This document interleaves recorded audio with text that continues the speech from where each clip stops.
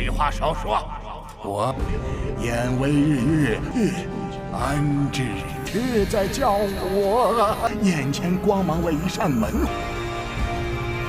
半截真相辅相识。这等资质，如此。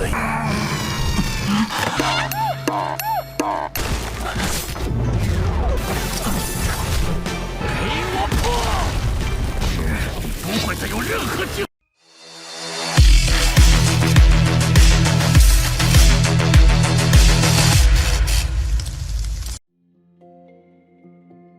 Halo semua, selamat datang di Ruang Sinema. Bagaimana kabar kalian semua? Semoga selalu sehat dan baik-baik saja.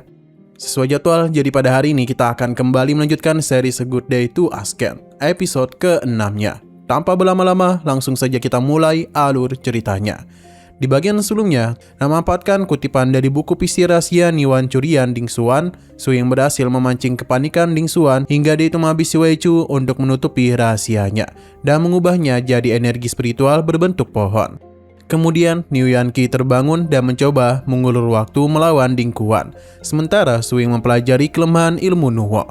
Setelah provokasi saling sindir, Suying menumbangkan Ding Kuan dan mudah lewat totokan meridian dan sentuhan dua jari di dahinya, membunuhnya seketika. Setelah itu, dalam perjalanan menuju Gua Qingyan, mereka bertemu dengan Dewa Gunung Batu yang justru memberikan peringatan kepadanya sambil menyeratkan sisi siluman dalam diri Suying, memicu keraguan identitasnya meskipun dia ini yakin adalah manusia karena memiliki orang tua manusia. Mereka pun lalu bertemu dengan lonceng misterius yang tiba-tiba mengikuti Suying setelah disentuh, hingga membawa mereka ke entitas sungai roh yang sebelumnya menyerang kuil. Entitas itu terbangun dan memanggil Suying sebagai Master Abadi. Nah, sekarang kita akan melanjutkan episode terbarunya. Terlihat sebuah entitas siluman misterius yang merupakan sebuah dewa roh yang terus-menerus memanggil Suying sebagai Master Abadi, membuat Niu Yanqi dan Suying dilanda ketakutan luar biasa. Mereka memutuskan kabur secepatnya, memicu aksi kejar-kejaran sengit, dan untungnya mereka kembali diselamatkan oleh lonceng misterius itu untuk kedua kalinya.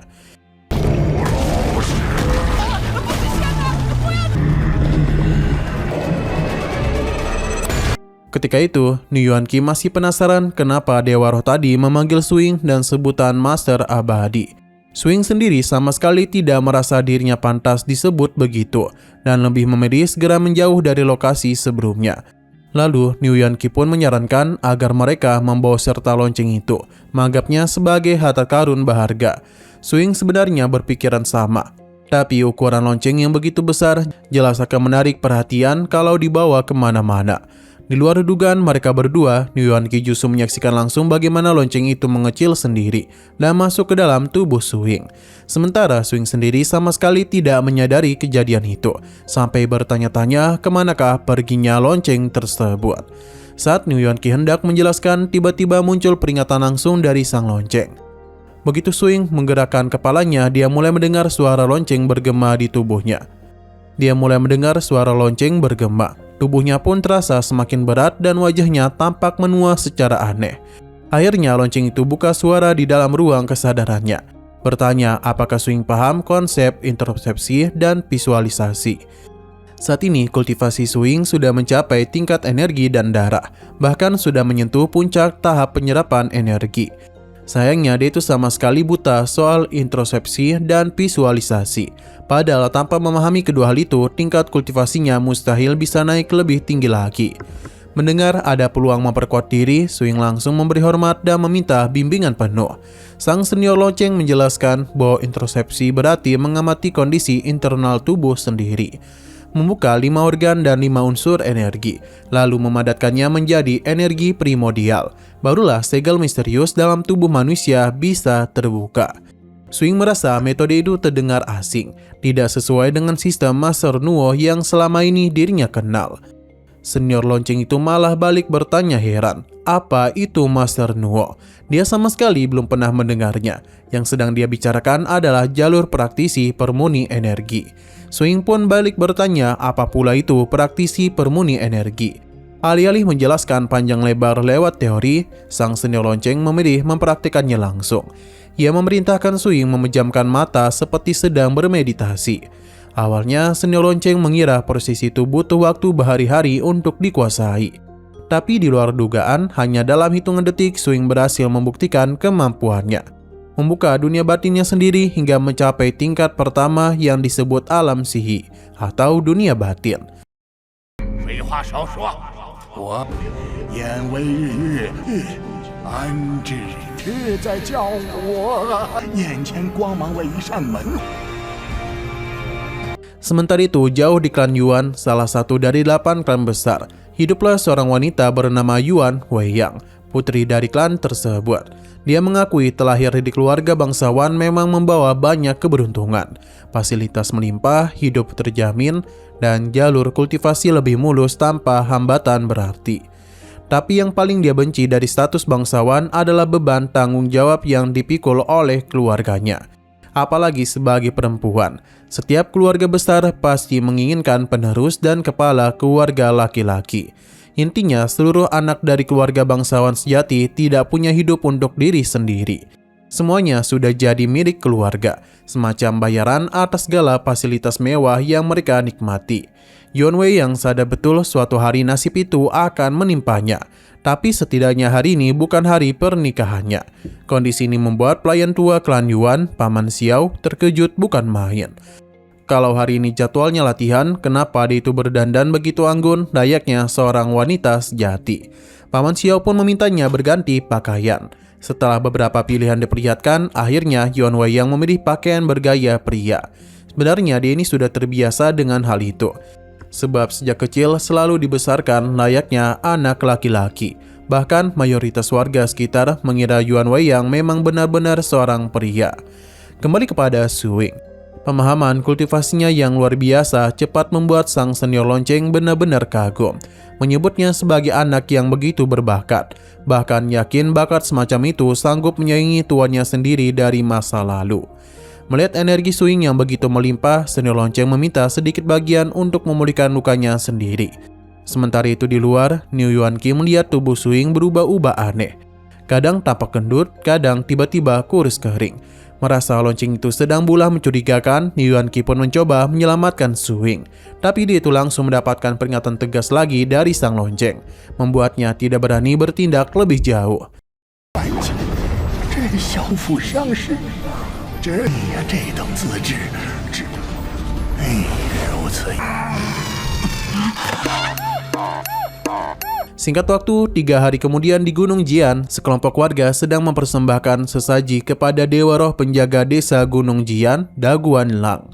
Namun ternyata di sana juga hadir dewa lain, sosok abadi yang disebut sebagai dewa roh agung dari desa Yang Zitang. Alasan kedatangan ke sini tidak lain karena mencari jejak keberadaan Suing. Sayangnya, seperti yang sudah kita kenal, dewa roh satu ini punya reputasi yang benar-benar buruk. Kedatangannya untuk meminta persembahan justru berujung kekacauan.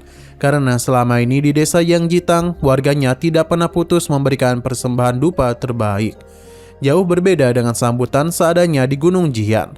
Oleh karena itu, dia dijuluki sebagai Master Abadi. Sampai akhirnya mata sang Master Abadi tertuju pada seorang gadis muda yang menarik perhatiannya. Situasinya persis seperti kejadian di episode-episode awal. Pantas saja kalau kita sebut sebagai Dewa Mesum.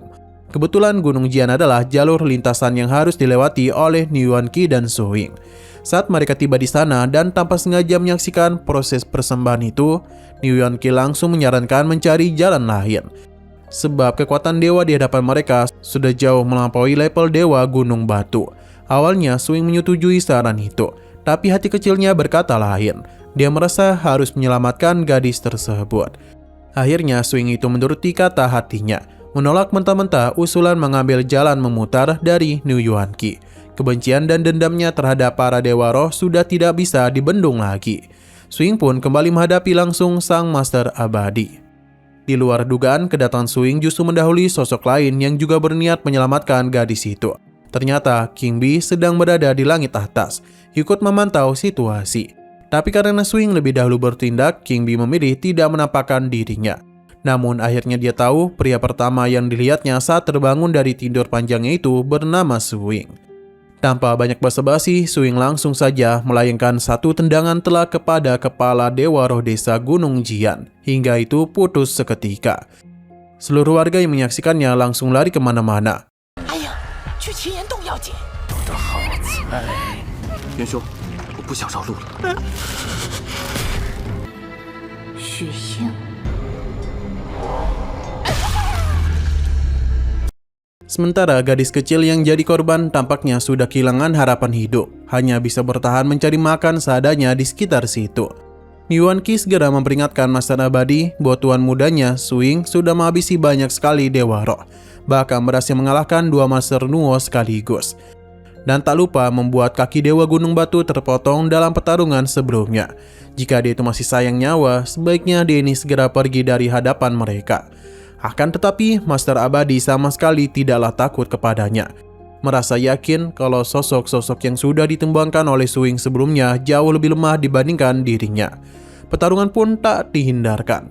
Serangan pertama dari Master Abadi langsung membuat tubuh Neo Yuan Qi dan Suing terpental jauh. Suing mengakui kekuatan lawannya memang luar biasa. Serangan kedua datang lebih mengerikan, mengendalikan ratusan pedang sekaligus dari kejauhan. Neo Yuan Qi pun segera memberitahu rahasia kemampuan itu. Kemampuan mengendalikan pedang jarak jauh tersebut sebenarnya hanyalah ilusi belaka. Dari ratusan pedang yang muncul, cuma ada satu pedang asli. Mendengar rahasianya terbongkar, Master Abadi murka dan langsung menyerang Neo Yuan Qi sebagai pelampiasannya. Melihat temannya terpojok, Suing langsung bergerak cepat. Dan di luar dugaan, hanya dengan 1 kali tinju saja dia berhasil mematahkan seluruh serangan tersebut. Master Abadi sungguh terkejut dengan apa yang dia lihat saat ini. Karena bagaimana bisa tekniknya bisa dihancurkan begitu cepat. Namun pertarungan belumlah berakhir. Serangan ketiga menyusul, kali ini berupa pedang berukuran jauh lebih besar mengarah langsung kepada Suing. Tapi Suing ini sudah memiliki perhitungan matang. Dia tahu betul bahwa lawan yang kuat dalam pertarungan jarak jauh biasanya lemah kalau diajak bertarung jarak dekat. Maka dia itu terus menerjang maju, berusaha mendekati Master Abadi secepat mungkin. Dan benar saja begitu Suing berhasil mempersempit jarak, Master Abadi justru dilanda ketakutan luar biasa. Sadar betul kalau sampai lawannya berhasil mendekat, semuanya akan berakhir. Ternyata dia itu memang sangat lemah dalam pertarungan jarak dekat, sehingga dia itu berusaha sekuat tenaga mencegah Suing mendekat lebih jauh. Saat Suing berhasil menyerbu masuk dan cepat dari jarak dekat, Master Abadi sempat melepaskan satu serangan pertahanan terlebih dahulu. Untungnya, Suing ini berhasil menghancurkan serangan itu, menggunakan teknik tinju iblis banteng bertenaga gajah. Belum berakhir sampai di situ, Master Abadi saja, Master Abadi kembali melancarkan satu serangan lanjutan yang mengarah tepat kepada wajah Suing.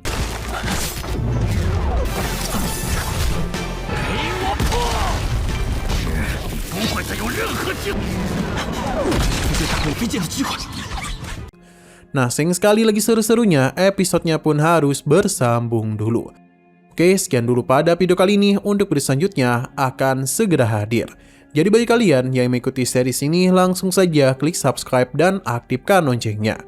Terima kasih yang sudah menonton video sampai habis. Jika kalian suka pada video ini, klik like dan share ke teman-teman kalian tentang channel ini. Dan ditunggu aja kelanjutannya. Oke, sampai jumpa di video selanjutnya.